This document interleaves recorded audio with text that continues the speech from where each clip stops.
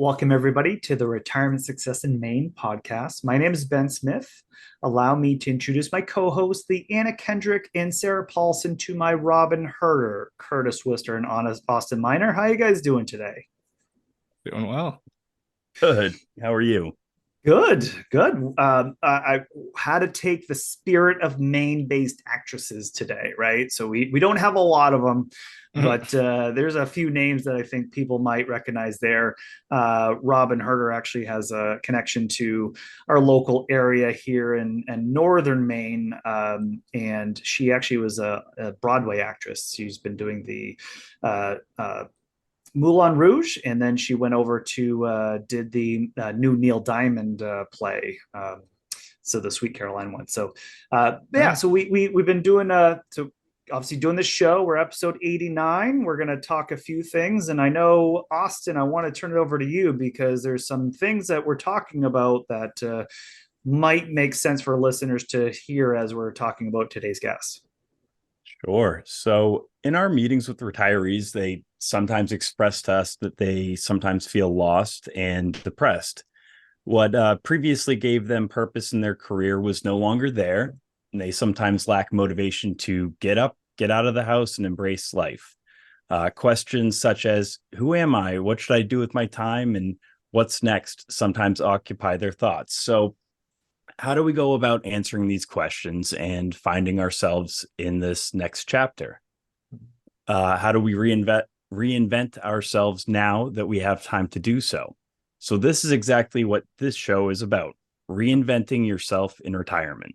That's right, Austin. And I think, as all our listeners probably know by now, we like to bring in guests who may be experts in different areas here on this show. And so our next guest that we have today lives in the East San Francisco Bay Area.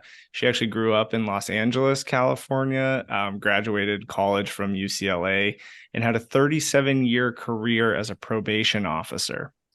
So since retiring, our guest has become an actress, author, public speaker, and blogger.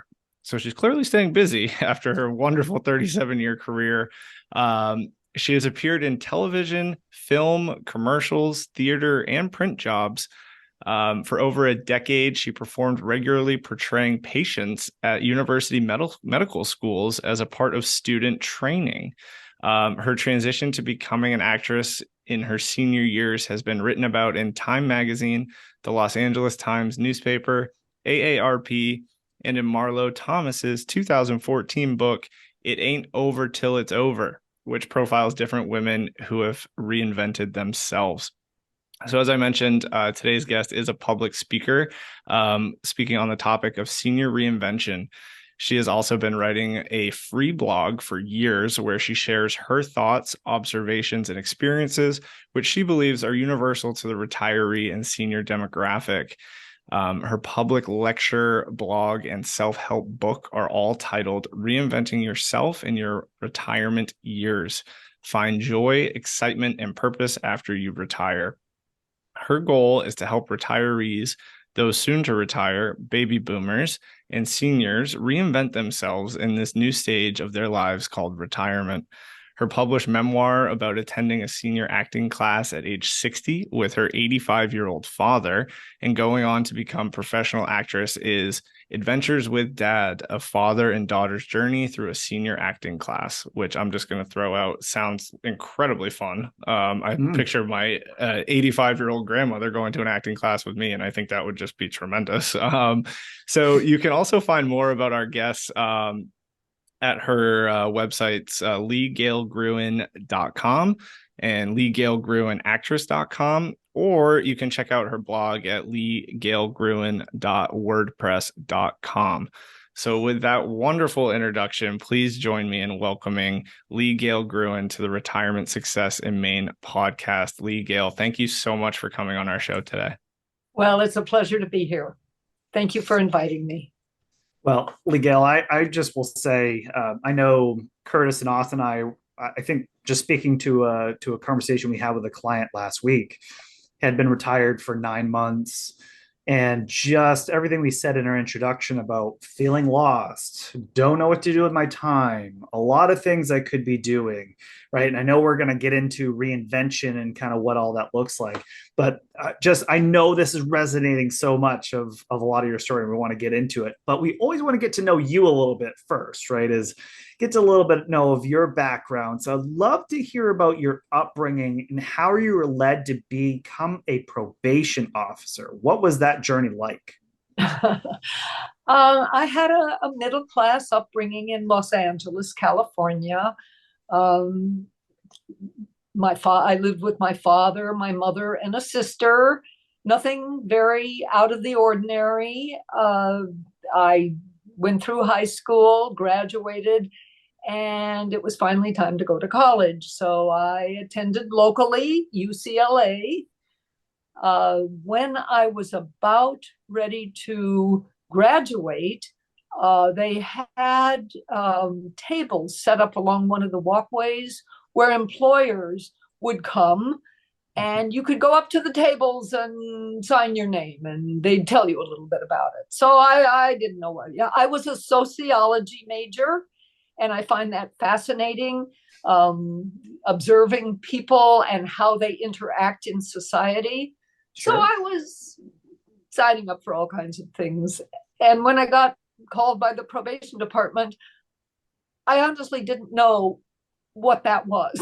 I didn't know what it meant. I didn't know what you're supposed to do. But very frankly, they were the first ones who offered me a job. So I became a probation officer. And I spent 37 years there. I found it fascinating dealing with my probation clients. I learned a lot there. So that was my journey. So Lee Gale, I just want to add, I can only imagine, just paint the picture. Hey, you're graduating college and you sign up to be a probation officer in your early 20s. How tough you have to be, in terms of sticking with that career for 37 years and all the situations and all the things that you're dealing with over your career, just how thick-skinned and just mentally and emotionally strong you have to be for all the things. So just touch on that for a quick moment. Rather than use the word tough, I'd prefer to use the word firm. I learned that my probation clients, probationers, we called them, were human beings just like I am. Mm-hmm. They were frail. They had vulnerabilities. They were scared, just like me and every other human being. They simply had, for whatever reason, chosen a path that our society calls criminal. Mm-hmm. Perhaps they didn't have the advantages that I had.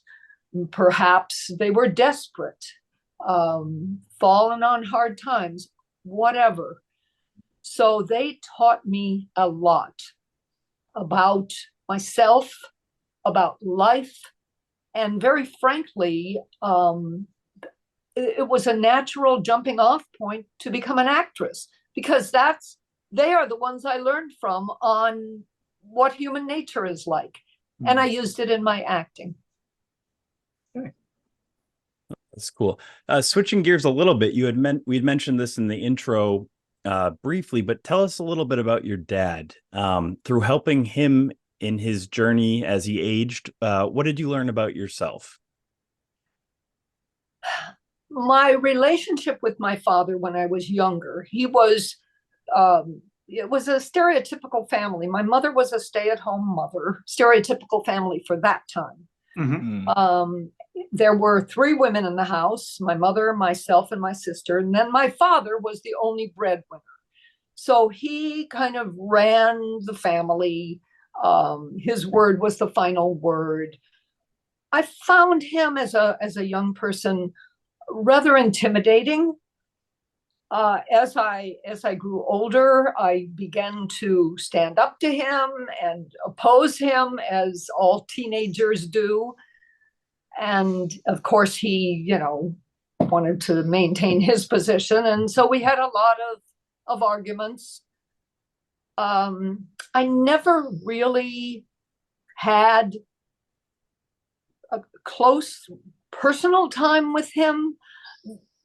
The time that he was at the house, I shared him with my mother and sister. And then the rest of the time he was at work. So that was pretty much my relationship with my father. Then I eventually married and had my own household and had children. And yes, of course, I saw him.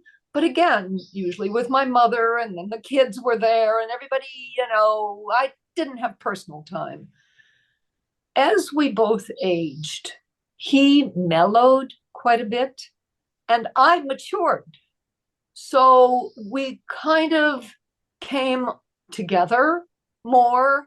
But again, my mother was there. She became sickly. He became her caretaker. 2 weeks after she died, I had started the acting class, and I invited him to come with me, just on a lark. I don't even know why I said it. He was so depressed, so morose, and I just thought it might be something. Given his outgoing personality, he was kind of a charismatic man, and I just thought that it would be a fun thing for him. And I had to talk him into it. He didn't want to go, and blah blah blah. And so he finally agreed. I think more to shut me up than anything else. And we walked into the class that first day, and the teacher called on him to come up and participate in an improv. And he was really getting into it and just loving it. And on our way home, he said to me, "So what time are you picking me up next week for our class?" I love that. That's great. And that started this journey, this amazing journey of attending that class with him for 3 years. Wow. Oh my goodness. I love that. I almost don't even want to ask my next question because it's going to go away from that journey for just a second, but I have to ask it. So the three of us are located pretty close to the geographical opposite of you in the country. We're here in Maine. Our show obviously has the state of Maine in our title. We like to ask all of our guests, do you have any connection to the state of Maine, whether it's a one-time visit or family or anything there? I've eaten lobster from Maine. All right. There you go. Check it off the list. I love it. I actually have visited Maine once many years ago. And the thing that stands out in my mind, other than your absolutely magnificent coastline, you have something there, and perhaps you still have them, I hope so, called lobster pounds. Oh, yeah. Yep. Absolutely. Sure yes. do. That just blew me away. They're like hot dog stands. Yeah. You're driving down the road, and there's you get your lobster out of a window, and you sit on these picnic type tables and eat your lobster. I have never forgotten that. I love that. You cannot get any fresher than that lobster pound either, right? They're just literally pulling that right out of the ocean, and then they can cook them up and ready to go. So it is one of the magical treats I think we have in the state of Maine that I think we just kind of also take for granted a lot. But I want to, Lee Gale, I know we want to talk about the topic of the day, right? Reinvention, right? And obviously you going from your career and having to reinvent yourself and figure out, well, what am I without a career here? So I want to go zoom right in, because I just kind of mentioned to you about that client that we just met with last week, right? And he's 6 months out from that first day of retirement. But I want to start with day one of retirement for you. Talk to us about how you felt that day that you were now forever done with your job. If I had asked you what you're going to do for the rest of your life, how would you have responded? And how did that feeling change over the coming weeks and months? Oh my, that's a $1 million question. I had not made any plans for my retirement. I just thought, oh, great. I won't have the pressure from work on me. I can rest. I can sleep late. I can read the newspaper from one end to the other. Things like that.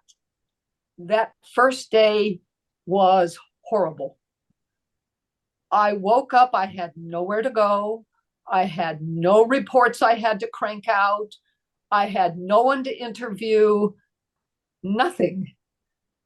And I was lost. I didn't even know. I remember standing in the den. I was in my den and I wanted to go into the kitchen to get something to eat. And I was just so out of it. I literally had to say to myself out loud, okay, Lee Gale, put one foot in front of the other. I was lost. That was a real mistake that I made, not finding out what one does in retirement, not checking out what is available in the community, not even making any decisions or even thinking about what I might like to do. Mm. So it was devastating. I began to ask friends, people I knew, family members, if they had any thoughts or ideas. People would give me input. I checked a few things out.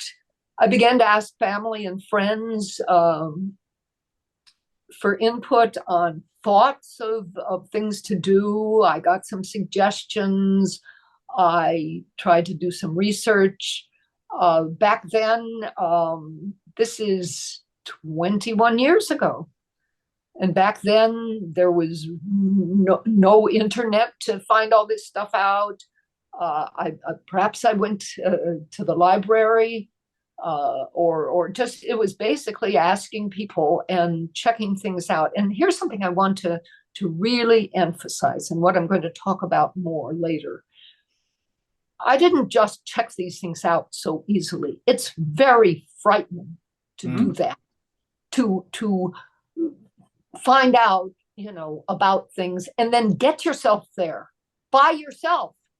Be totally self-motivating. It's scary to walk into new situations where you don't know anybody, and maybe you'll walk in, everybody knows each other and nobody knows you and nobody's talking to you and you're all alone. Yeah.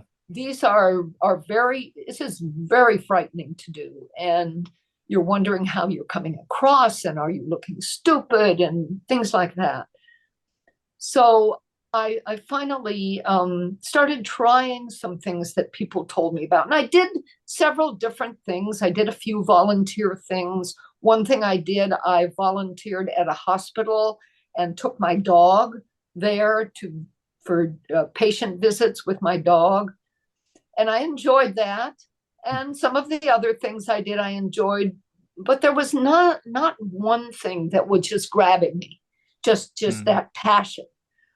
So that was my beginning journey. It was very tentative, fraught with all kinds of self-doubt, and it was not easy. Wow. Yeah, that sounds like definitely a tough thing to get through, especially after a long 37-year career. You think, now I'm in the clear, I can just relax, and then certainly isn't what you think, right? So exactly, not at all. That got old real fast, let me tell you. So in your book, Reinventing Yourself in Your Retirement Years, Find Joy, Excitement, and Purpose After You Retire, you go through some of the reasons why we all have a fear of retiring. As you've talked about your book and personal journey with others, what have others shared as the most prevalent fears they have of retirement?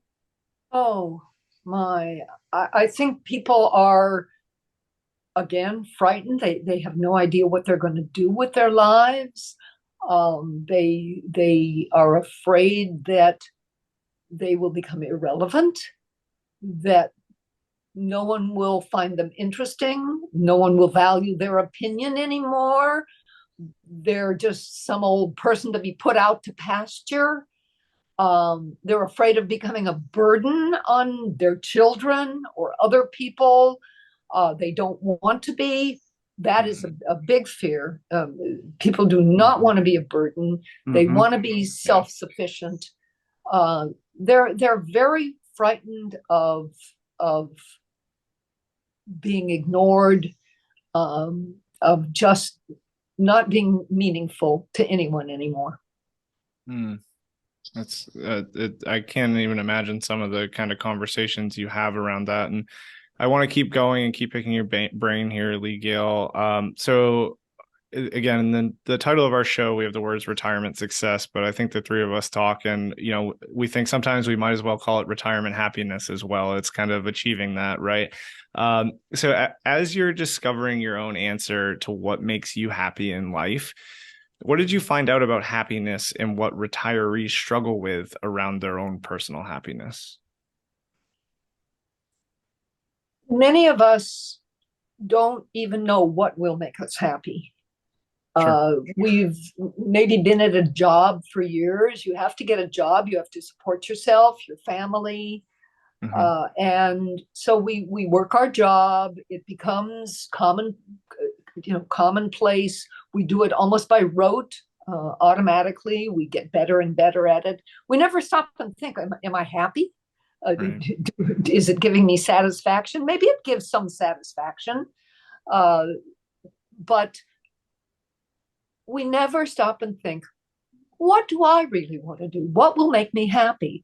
And when you're confronted with that, I didn't know what would make me happy. I had no idea. There were no people talking about, that's why I wrote the book. Yeah. Nobody was talking about that.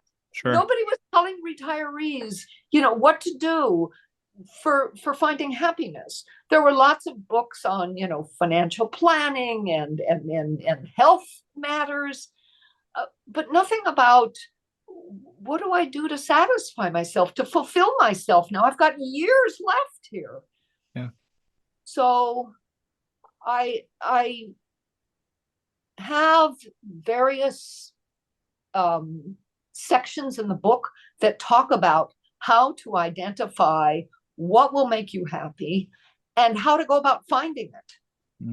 And that is the chapter that I call The Secret.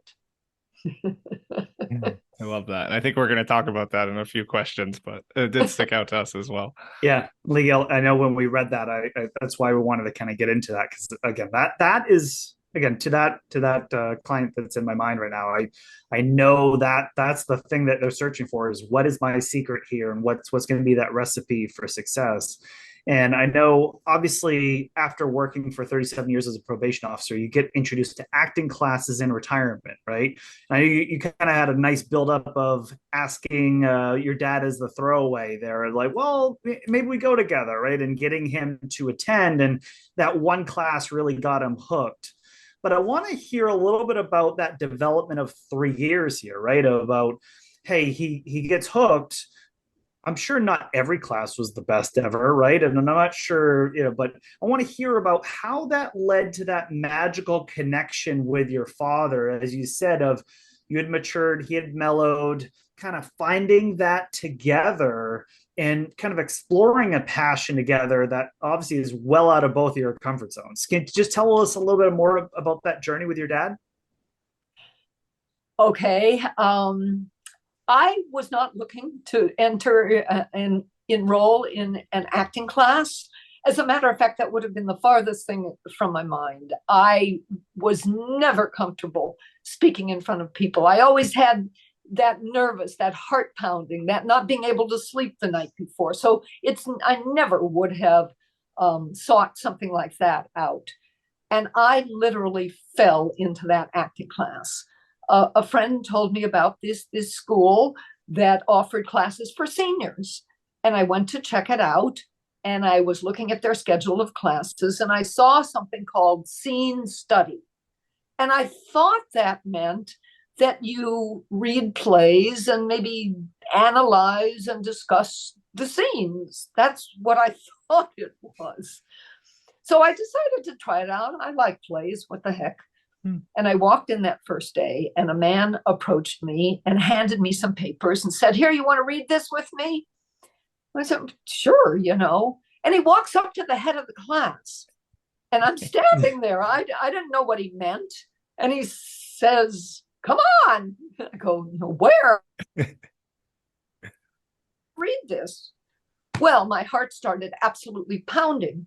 That was my worst nightmare.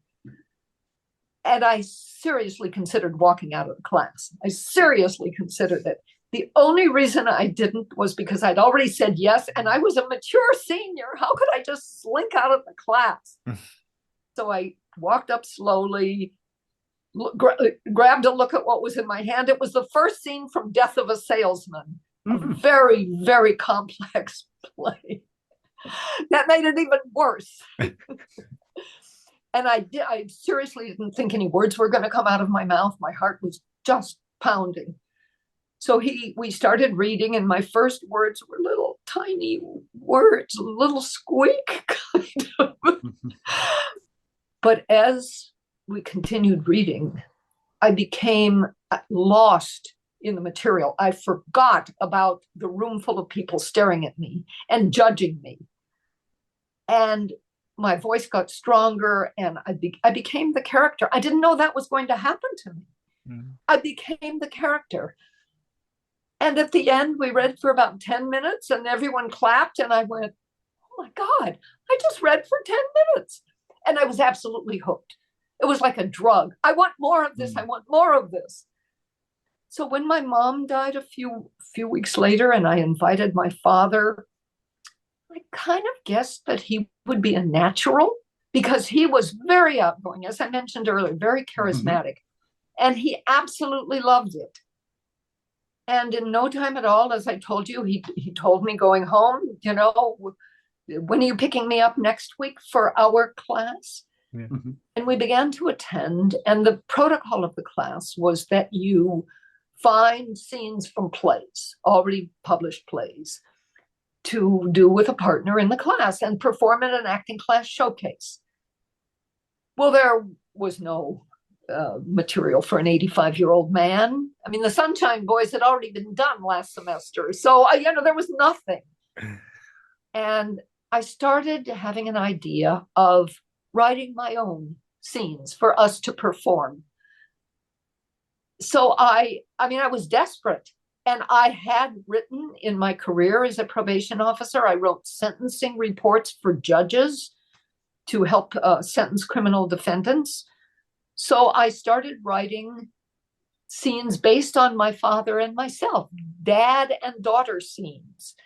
And dad was always doing these outrageous things, and daughter was always pulling her hair out with his antics. Well, the class absolutely loved it. And my father was the hit of the show. I mean, I wrote them to showcase him. I was kind of the straight man. Mm-hmm. He absolutely loved it. And when we performed in front of an audience at the acting class showcases, the audience adored the whole thing, this father-daughter, the senior father-daughter team. And they were asking, they'd come to a new showcase and they'd say, is that little old man going to be in it again? And of course, my father loved all the attention. So it was an amazing bonding experience between us. We were together all the time. I would call him when I was driving home from somewhere, and we'd run our lines on the phone. I'd go over to his apartment and we'd rearrange all the furniture and make it like our set. And we'd rehearse. We were always rehearsing and running our lines. That is so great. And I love how unexpected it was too. Like you were saying that, this wasn't something you and your dad had planned on doing. It just kind of fell into your lap. And it sounds like it created some amazing memories. And this was all eventually becoming the basis for your memoir, Adventures with Dad, a father and daughter's journey through a senior acting class.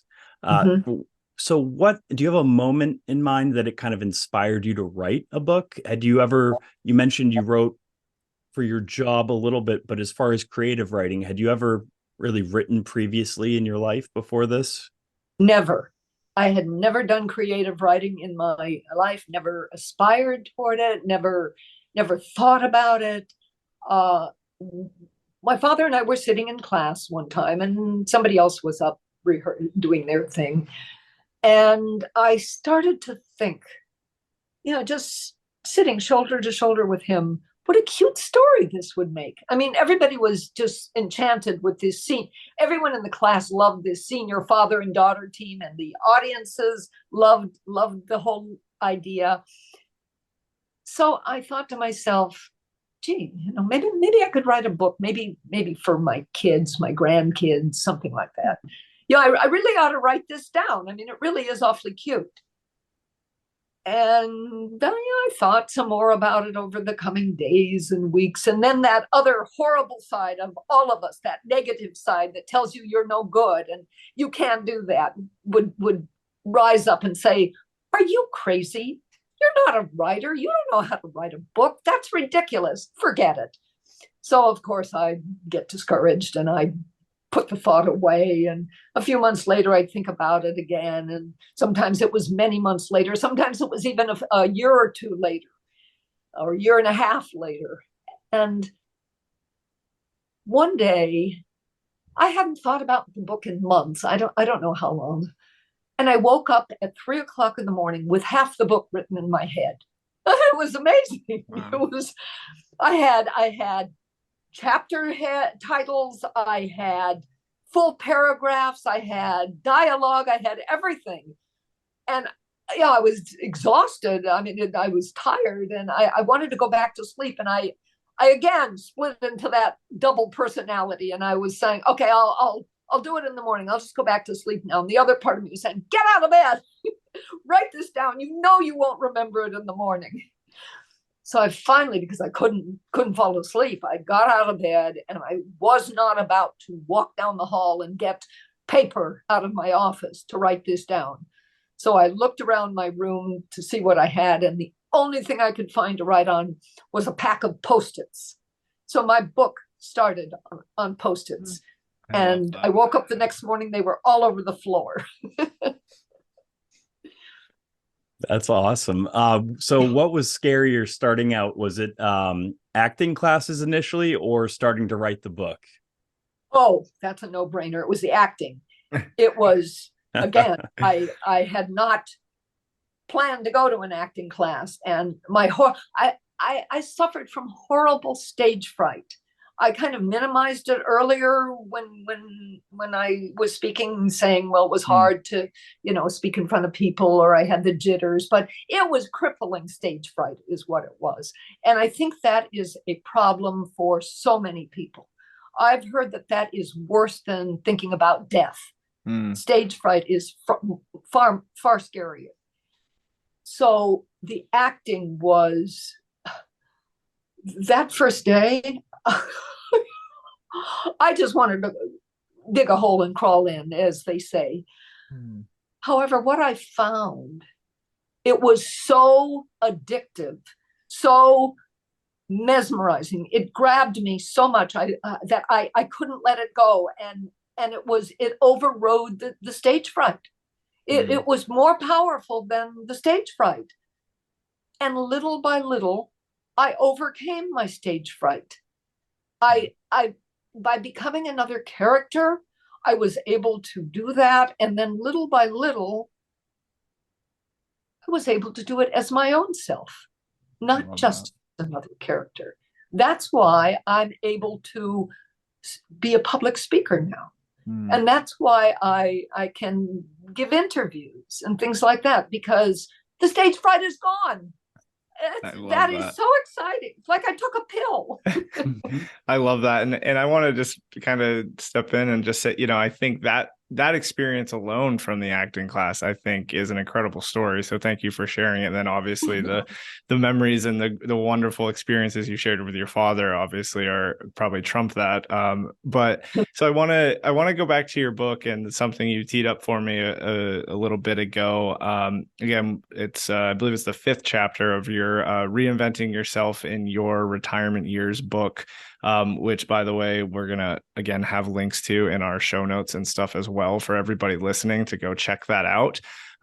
So, Lee Gale, I guess my question for you, So that chapter, again, titled The Secret. My question for you, without giving away the entire chapter, because we do want people to go check out the book, the big question, what is the secret to retirement? Well, the secret, of course, as we've discussed, is find something that will grab you, that will become a passion, that will motivate you to the point where you wake up in the morning and you say, oh, today is the day I get to go to such and such. And it will motivate you to want to get out of that bed, get dressed, get out of that house and embrace life, as I say. And that has to be pretty compelling, not just some little fluff thing. It has to be pretty compelling. So how do you find something that compelling? Now, you can do it like I did, just pure dumb luck. You fall into it. It happens, though. It happens. But it's pure dumb luck is not necessarily that. One thing I tell people, try lots of different things. Not just the same old things that you've always done all your life. And there's nothing wrong with that. Some people retire, and for example, if you were a teacher, you might find great joy or contentment tutoring students. So there's nothing wrong with doing what you've always done if that brings you pleasure. But try lots of different things totally out of your comfort zone, things you've never thought about before, experiences that such as I did with acting. You might find something grabs you to the point where it just sweeps you off your feet. You can't even believe it. It's like, where has this been all my life? Yeah. Another thing is how to even identify what you might check out, what you might look into.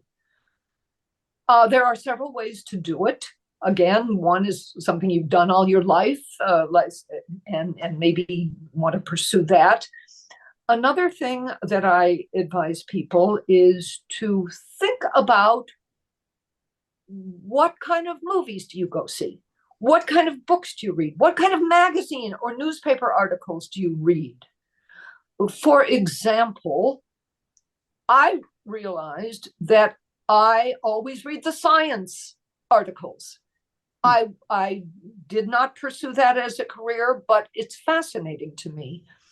So one thing, before I discovered acting, I was doing some volunteer work, and I read something about the Natural History Museum was looking for volunteers, and I called them, and it was kind of far from my house. And she said, well, we also handle the La Brea tar pits, and they have a docent program. And actually, I already had become involved in acting and got hooked on acting, but I wanted I had other free time. And the La Brea Tar Pits was right near my house. And for those of you who don't know what the La Brea Tar Pits is, it's a very world famous paleontological site, active site right in the middle of Los Angeles. So I contacted them. Sure enough, they had a docent training program. And I went and got involved, and I began to lead tours, public tours of both the tar pits and inside their museum, where they house all the ancient animal bones that they pull out of the tar. And I loved that. It played into my love of science and my love of acting. I was performing in front of a group. Sure. So that's, fine. Think about what things that you always gravitate toward, but maybe never had the chance to do much about. So those are a couple of secrets. I have a few other secrets, which maybe I'll withhold and let people buy the book if That's they right. are so inclined. So Lee Gale, I want to ask a question, because I think what's really fascinating about your story is you kind of had a blank slate, and you're able to experiment and try and find things that you were passionate about, and you continue to do, right? You continue to do that. I think we're obviously where we help people when they retire. A lot of times they have this vision, right? That they look at and they say, "Hey, I'm looking at this person, and I see their retirement. That looks perfect. Oh, that looks just picture perfect." Especially for, being in the Northeast like we are, we don't have great weather at times, right? So there's a lot of escapism to, I'm shoveling snow and things are terrible in the winter, and I want to go somewhere where the weather's nice, right? So there's a lot of escapism of where can I get out of this state, and can I go somewhere that's going to be nice? So just thinking about a conversation we had with this is pretty typical, but a newly retired client, and describing themselves as being lost. They envision going to Florida and the Sunshine State, right? Is there's so much to do, and it's sunny every day and nice and warm. It doesn't get below a certain temperature. But then they didn't really tell them about the terrible weather that happened, like tornadoes and lightning storms and rain. And then they rent down there to try, right? Like, well, we'll rent and see how it goes. But the person I'm thinking about is a tinkerer, right? They want to tinker on things around the house and paint and fix things and do all the things that you do. But so he kind of goes down there, and then he can't tinker on anything because he's renting, right? He doesn't own anything down there. He just brought things in a truck, and that's what he owns. So he's now back in Maine after kind of saying, geez, that wasn't the best experience ever in Florida. And he's going, what do I do next? But I'm overwhelmed by all the things that I can do. So I'm just thinking about you as the expert here in retirement reinvention. And that situation, that person comes up to you maybe after one of your talks and says, Lee Gale, I'm lost. What do I do? How would you counsel that person? Well, the example you gave sounds like he's found some things, but he's overwhelmed because there's too much. And it sounds pretty much like what I just discussed. Mm-hmm. He has not identified which of all of these things that are in this big basket would make him happy. And that's what he needs to figure out. I'm guessing that he's looked at all these things and nothing is jumping out at him, or he would know already, wow, that sounds really neat. So he needs to use some of the techniques, some of the tools that I mentioned in The Secret of how to identify what particular things make him happy. It's not necessarily what makes me happy. Acting may not do it for him. We're all different. We all need to find our own secret to happiness. I talk a lot in the book about how some people are extroverts and they love performing or being in front of people, opportunities where they can be in charge. And I talk about various types of things that those people might seek out. I also talk about introverts. And they would be very unhappy doing those things. I had one friend who became a volunteer in what was called the Bone Room at the Natural History Museum.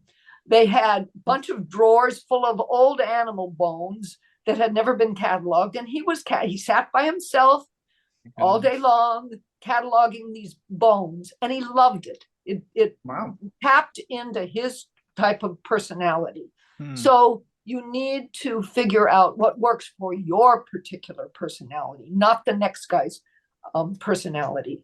So take a look at my chapter on The Secrets. Here we are again with The Secret. I love it. I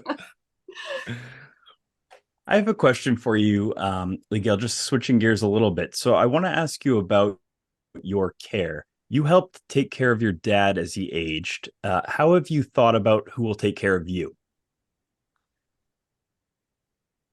I have thought about that. And because of that, 7 years ago, I totally uprooted myself.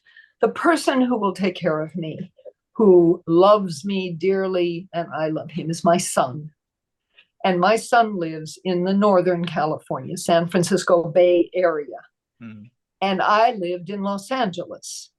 And over the years, all family members moved away and my son relocated.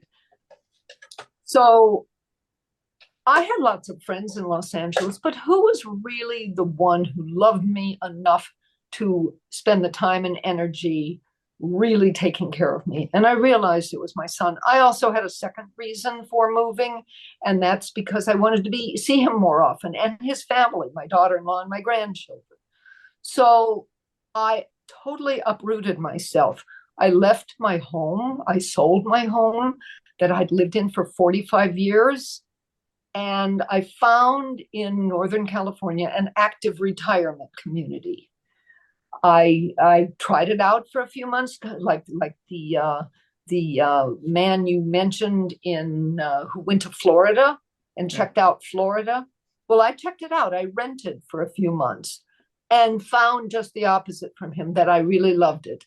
And they have all kinds of wonderful clubs and activities, and that I could recreate the things that mattered to me up in the Northern Bay Area, San Francisco Bay Area.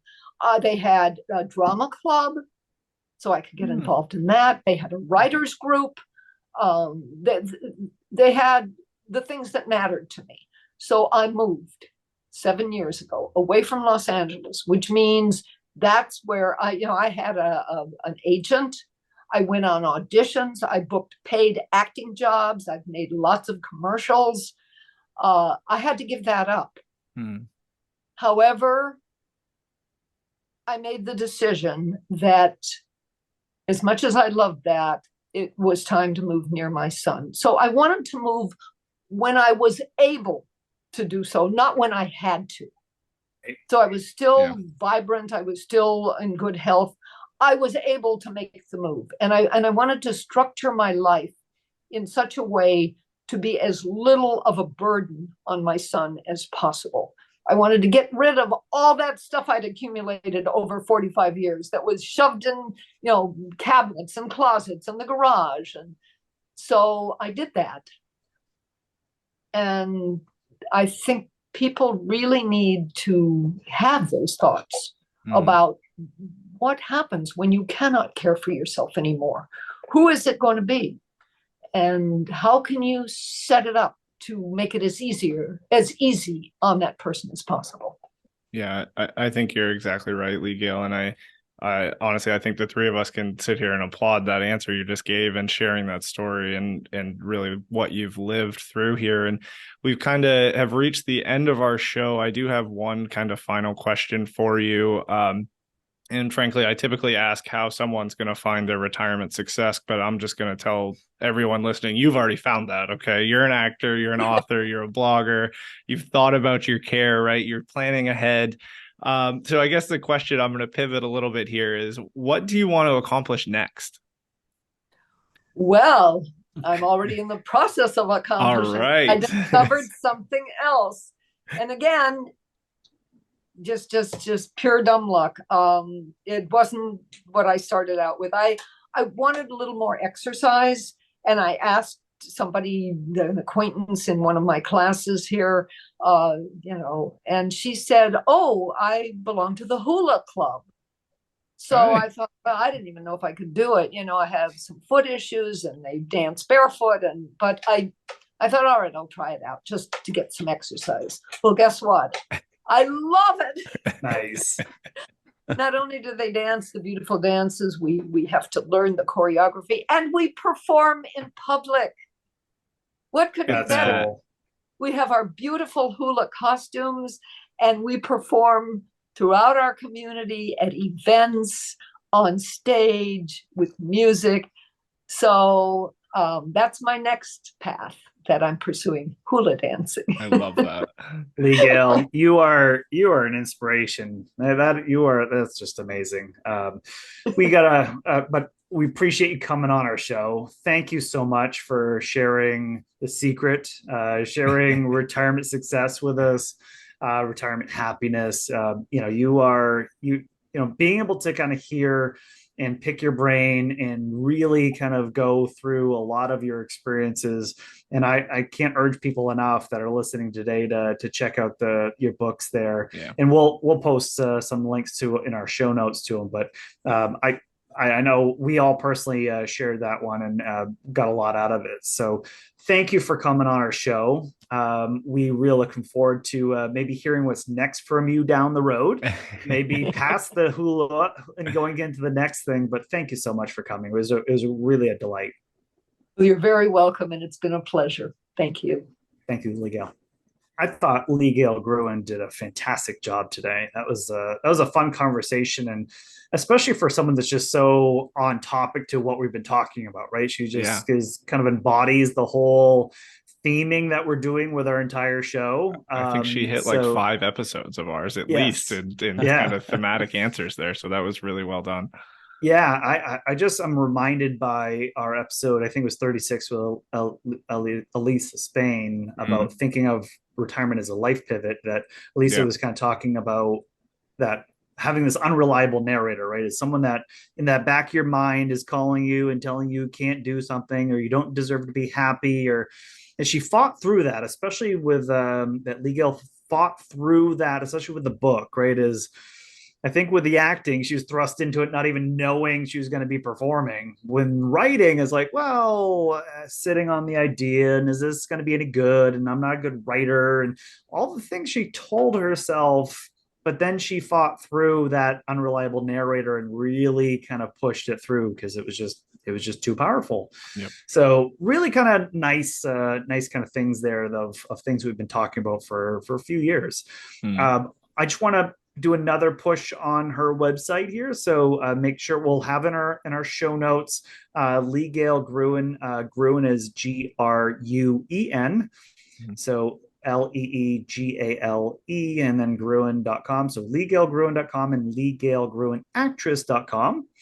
And you can check out her blog at LeeGaleGruen.wordpress.com as well. We'll have links there to those, in addition to links to Amazon. The 2 books that we were referencing is Reinventing Yourself in Your Retirement Years and Adventures with Dad and the Daughter's Journey through a senior acting class. So we'll have those links on Amazon. If you go to blog.guidancepointllc.com/89 for episode 89, and you can kind of check it all out there. Thank you so much for tuning into our show. We really appreciate you joining us and kind of on this retirement success journey with us. And we will catch you next time.